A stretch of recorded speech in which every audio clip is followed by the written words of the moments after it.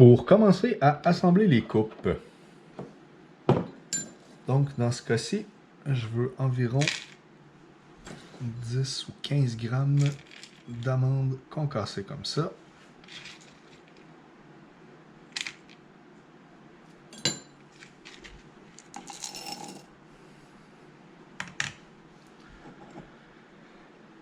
Donc on commence avec les amandes concassées. Et ensuite, je vais vouloir 10 grammes d'amandes ici que j'ai pris soin de moudre plus finement. Les amandes pralinées, bien sûr, qu'on a faites plus tôt.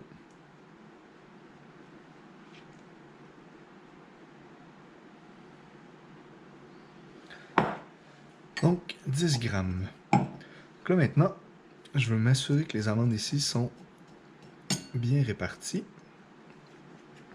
Ensuite, on verse ça en surface. On l'étend. Là, ici, j'ai trouvé un petit verre qui va me servir d'instrument pour bien venir taper le fond d'amande. Donc en fait, ce qu'on veut faire, c'est qu'on va couler plus tard la crème prise sur ce fond d'amande-là. Donc on veut simplement utiliser la deuxième couche d'amande pour essayer de comme venir sceller, si on veut, là, protéger les amandes du fond pour qu'elles conservent leur croquant. Là, je vais simplement m'assurer que mon fond est à peu près droit. Comme ça. Donc maintenant, on a un beau fond d'amande praliné.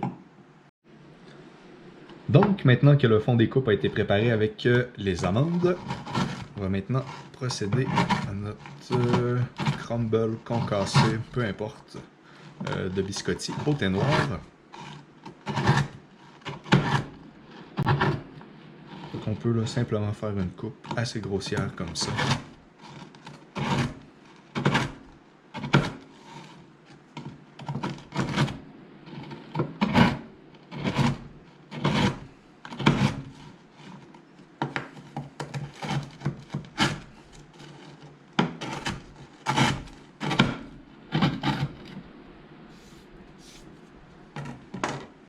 Donc, maintenant que j'ai terminé l'assemblage du fond des coupes, on va pouvoir procéder aux biscottis. Donc, les biscottis, je vais en vouloir environ 35 grammes par coupe.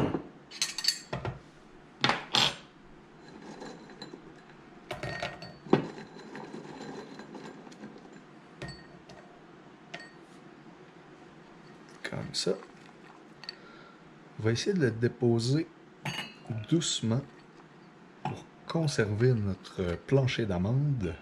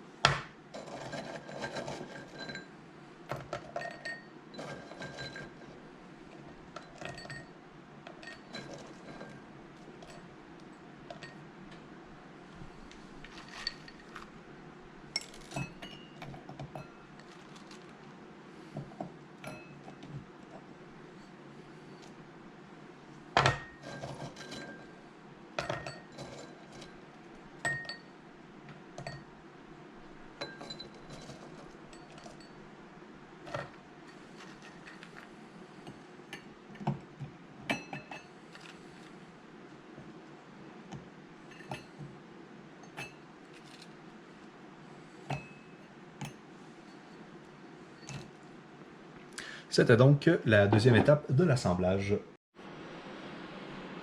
Donc, maintenant que la crème prise est prête et qu'on l'a refroidie un peu, elle est quand même tiède, très chaude. On l'a simplement refroidie un petit peu pour qu'elle épaississe en espérant qu'elle n'aille pas trop au fond des coupes.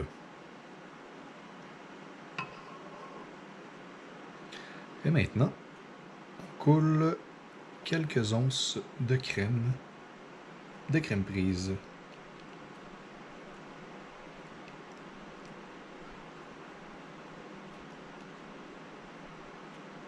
On va y aller donc à 2 onces ici.